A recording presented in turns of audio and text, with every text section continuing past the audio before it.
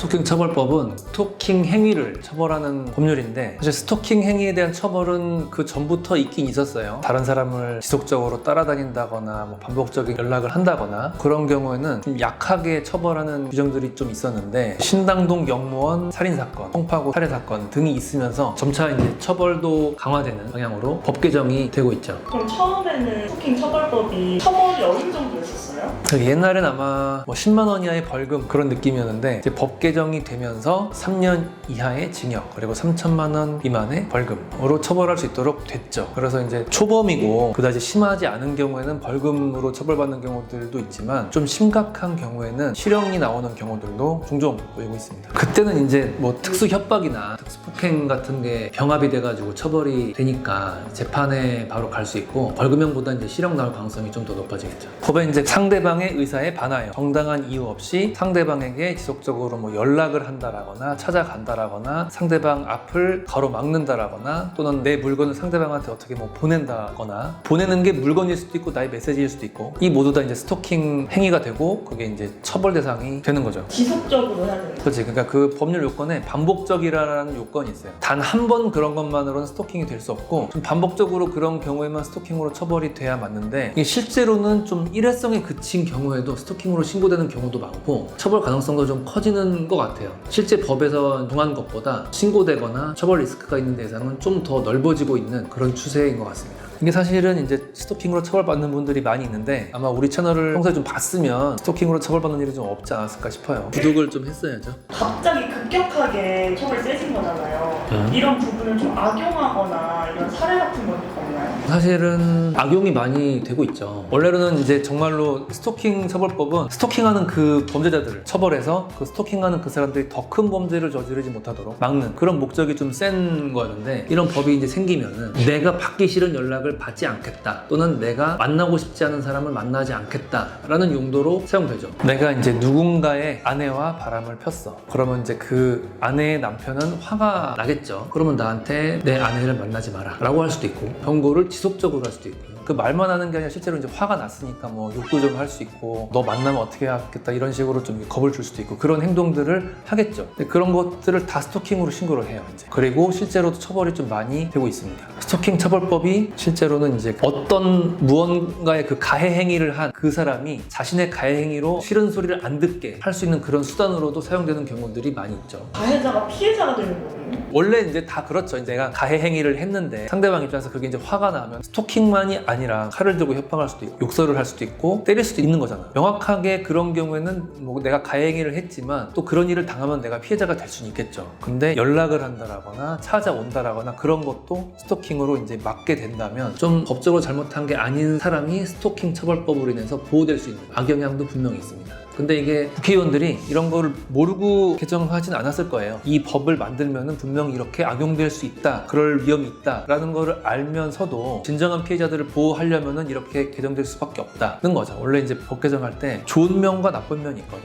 근데 이 좋은 면이 좀 더 강조돼야 될 때는 그 나쁜 면을 감안하고 감수하고 개정을 하는 거예요. 개선이 되려면 어떻게 해야 될까요? 사실 이제 이게 법 개정이 된 지 얼마 안 돼서 사례가 많이 쌓이질 않았거든요. 근데 실제로 이제 검찰에서 수사를 하고 좀 기소가 많이 되는 편이에요. 그 이유가 뭐 실제로 이게 검찰이 봤을 때 다 처벌해야 된다라기보다는 제가 볼 땐 좀 판례를 쌓아가기 위한 게 아닐까. 결국 이제 그 지방법원에 가서 1심, 2심 판결을 받고 대법원에서도 계속 이제 이와 관련한 법리가 쭉 많이 나온다라면은 정리가 되겠죠. 이런 정도는 스토킹으로 처벌하지 마라라는 대법원 판례가 나오면은 그 다음부터는 오남용 되는 게 좀 줄어들긴 할 겁니다. 근데 그때까지 시간이 걸리겠죠. 아마도 지금 2023년 말이니까 2025년 정도까지는 이런 스토킹 신고 건수가 많을 테고, 또 재판으로 가는 경우도 많을 거예요. 근데 그것이 결국 대법원에서 한 2개, 3개 정도 판결이 나오고 그렇게 정리가 되다 보면 사람들이 알게 되겠죠. 이런 건 스토킹으로 신고해도 처벌이 안 되는구나 라는 거를 알면 스토킹 신고 건수도 줄어들겠죠. 지금은 신고 건수가 매년 한 2배씩 뛰고 있다고 내가 들었어. 그래서 스토킹 전담 부서도 만들어야 되는데 그런 인력도 없고, 그런 것들도 어쨌든 시간이 지나면 점차 판례도 정립이 되고 정리가 될 것으로 보입니다.